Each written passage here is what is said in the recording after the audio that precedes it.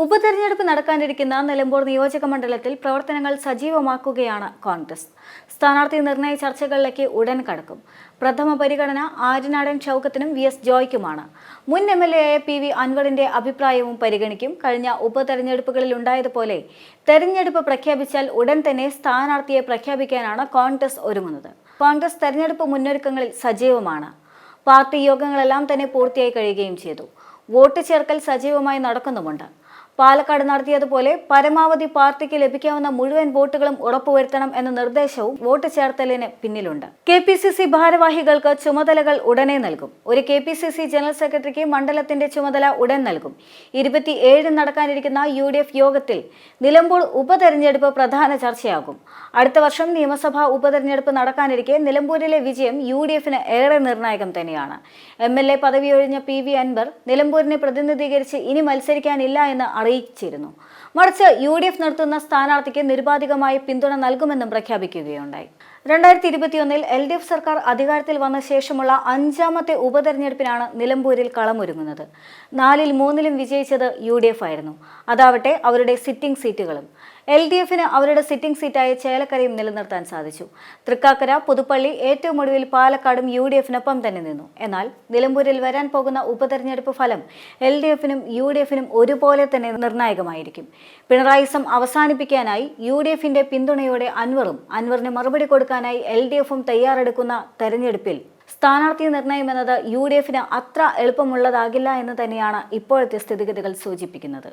ക്രൈസ്തവ വോട്ടുകളുടെ പിന്തുണ ഉറപ്പിക്കാൻ VS ജോയെ അൻവർ ചൂണ്ടിക്കാണിച്ചിരുന്നു. എന്നാൽ ഇപ്പോൾ ആര്യാടൻ ഷൗക്കത്തിന്റെ പേരും ചർച്ചയിൽ സജീവമായി തന്നെ ഇടം പിടിച്ചിരിക്കുകയാണ്. കൂടാതെ വയനാടിന്റെ ചുമതലയുള്ള KPCC ജനറൽ സെക്രട്ടറി ആലിപ്പറ്റ ജമീലയുടെ പേരും ലിസ്റ്റിൽ ആദ്യം ഇടം പിടിച്ചിരുന്നു. മലപ്പുറം ജില്ലാ പഞ്ചായത്ത് മെമ്പർ കൂടിയായിരുന്നു ജമീല. മാത്രമല്ല പ്രിയങ്ക ഗാന്ധി തെരഞ്ഞെടുപ്പ് പ്രചരണത്തിന് എത്തിയപ്പോൾ പ്രചരണ ചുമതലയും ജമീല വഹിച്ചിരുന്നു. ഇതോടെ നിലമ്പൂരിന്റെ അവകാശികൾ അന്ന് 3 പേരായിരുന്നു. എന്നാൽ ആ ലിസ്റ്റിൽ ഇപ്പോൾ കേവലം 2 പേർ മാത്രമാണ് ഇടം പിടിച്ചിരിക്കുന്നത്. എന്നാൽ അതേസമയം തന്നെ ജമീലയ്ക്ക് പിന്തുണ പ്രഖ്യാപിക്കുന്നവരും സമ്മർദ്ദം തുടരുന്നതോടെ നേതൃത്വത്തിന്റെ ഇടപെടലിന് വേഗം കൂടണമെന്ന ആവശ്യം ശക്തമായിരുന്നു.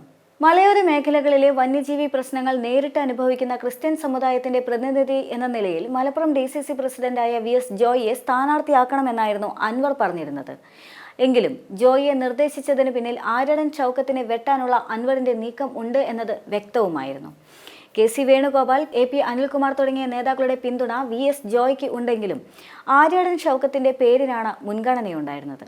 ഷൗക്കത്തിനെ അൻവർ പരാജയപ്പെടുത്തിയതുകൊണ്ട് തന്നെ വിജയസാധ്യതയെ സംബന്ധിച്ച ആശങ്ക ഒരു വിഭാഗത്തിനുമുണ്ട്.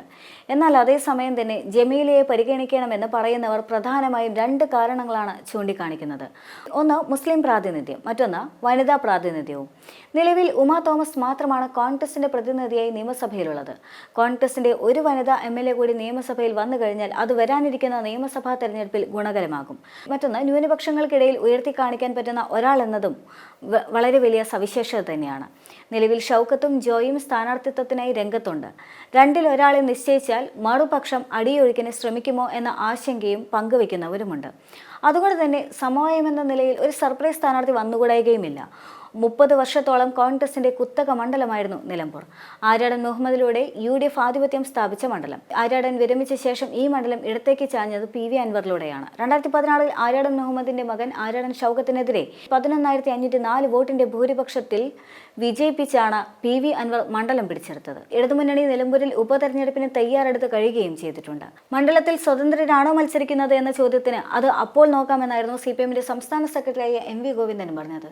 നിലമ്പൂർ നിയമസഭാ തെരഞ്ഞെടുപ്പിൽ സ്വതന്ത്ര സ്ഥാനാർത്ഥിക്ക് പിന്തുണ നൽകി വിജയിപ്പിക്കുന്ന CPM ഫോർമുല കഴിഞ്ഞ 2 തെരഞ്ഞെടുപ്പുകളിലും വിജയം കണ്ടതാണ്. 2021 ശക്തമായി മത്സരം നടന്ന നിയമസഭാ തെരഞ്ഞെടുപ്പിലും VV പ്രകാശിനെ 2791 വോട്ട് നേടിയാണ് അൻവർ ജയിച്ചത്. അൻവറിലൂടെ വിജയിച്ച ഫോർമുലയിൽ അൻവറിലൂടെ തന്നെ കൈപൊള്ളിയ പാർട്ടി ഇത്തവണ പാർട്ടി ചിഹ്നത്തിന് നേരിട്ട് സ്ഥാനാർത്ഥിയെ നിർത്തുന്നതിനായിരിക്കും പ്രഥമ പരിഗണനയും നൽകുക. അങ്ങനെയെങ്കിൽ നാട്ടുകാരൻ എന്ന നിലയിൽ സംസ്ഥാന സെക്രട്ടേറിയറ്റ് അംഗമായ M സ്വരാജിന്റെ പേരാകും CPMൽ ആദ്യം പരിഗണനയിൽ വരിക. സ്വരാജ് മത്സരിച്ചു കഴിഞ്ഞാൽ വീറും വാശിയും കൂടും. മുതിർന്ന നേതാവിനെ തന്നെ നിർത്തി സീറ്റ് നിലനിർത്തി അൻവറിസം തകർക്കാനാണ് CPM ശ്രമിക്കുക. അൻവറിന്റെ ക്രെഡിറ്റ് അല്ല ഇടതു വോട്ടാണ് തുണച്ചതെന്ന് ബോധ്യപ്പെടുത്താനായി CPM-ന് വിജയം അനിവാര്യം തന്നെയാണ്. സിറ്റിംഗ് സീറ്റ് കൈവിട്ട് കഴിഞ്ഞാൽ CPM-ന് അത് വരാനിരിക്കുന്ന 2 തെരഞ്ഞെടുപ്പുകളിലെയും സാധ്യതയ്ക്ക് മങ്ങലേൽപ്പിക്കും. നഗരസഭാ chairman Mattummal Salim, M Swaraj, CPM ജില്ലാ കമ്മിറ്റി അംഗമായ VM ഷൗക്കത്ത്, ജില്ലാ പഞ്ചായത്ത് അംഗം ഷെറോണ റോയ് എന്നീ പേരുകളാണ് ചർച്ചയിലുണ്ടായിരുന്നത്. BJP വലിയ പ്രതീക്ഷ വെച്ച് പുലർത്താത്ത മണ്ഡലമാണ് എങ്കിലും സംസ്ഥാന തലത്തിൽ ശ്രദ്ധിക്കപ്പെടുന്ന മത്സരമായതിനാൽ തന്നെ മുതിർന്ന നേതാക്കളെ ആരെയെങ്കിലും മത്സരിപ്പിക്കാനും സാധ്യത തെളിയുന്നുണ്ട്.